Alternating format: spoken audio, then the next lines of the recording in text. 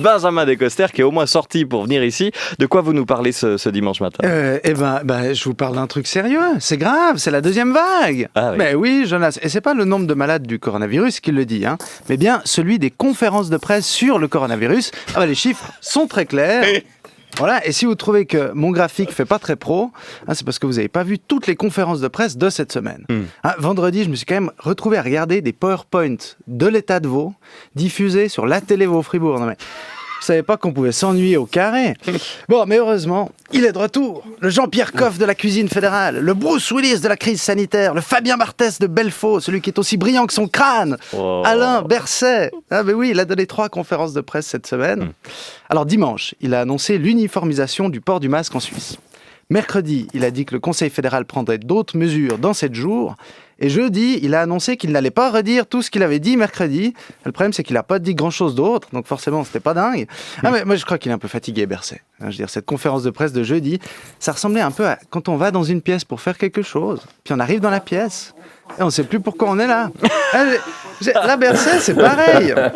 Sauf que pas de bol, dans la pièce, il y avait des journalistes et des caméras, alors il fallait meubler. La preuve, c'est qu'il n'y avait aucune phrase forte dans cette conférence. Jeudi, Berset, il a dit « Il y aura une consultation des cantons qui doit conclure le Conseil fédéral à pouvoir se pencher sur la situation, aussi avec l'évolution de la situation épidémiologique. » C'est là, je crois qu'on va pas en faire un t-shirt.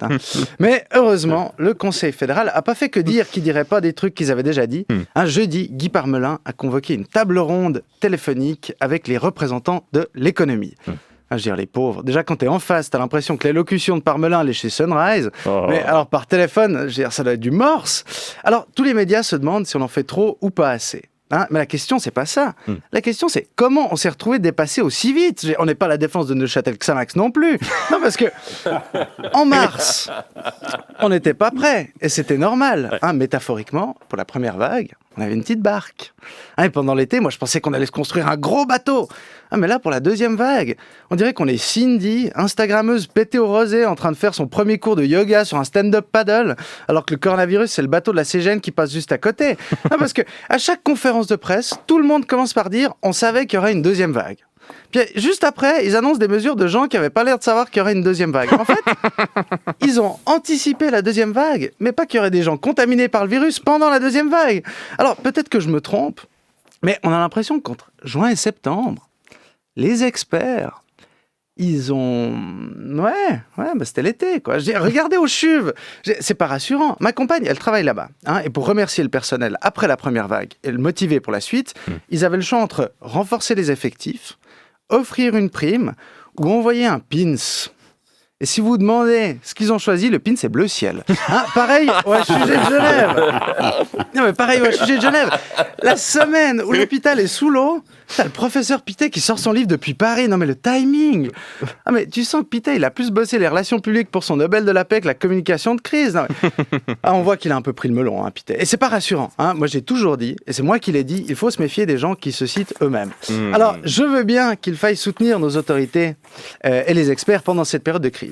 Mais alors, faut arrêter qu'on nous dise que la population s'est relâchée cet été. Alors que c'est vrai, on s'est relâché, nous, tous. Mais à autant de nos élus, déjà, la population, ça les compte pas, eux. Et puis, je crois qu'ils pensent notre passe-temps pendant l'été, puisqu'on pouvait pas partir en Espagne, c'était de lécher les barres de métro.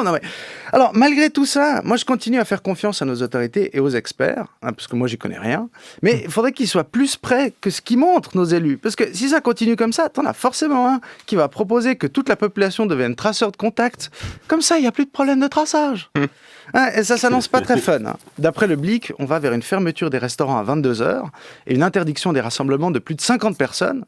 Mais ce ne sera pas un deuxième confinement, non, parce que vous pourrez sortir de chez vous pour faire, par exemple, rien, puisqu'il n'y aura rien à faire.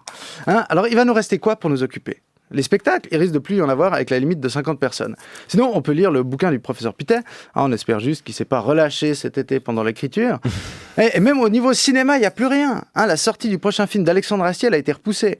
Heureusement, pour compenser, il y a la gestion de la deuxième vague en Suisse. On se croirait dans un épisode de Kaamelott. Merci, Benjamin Descoster.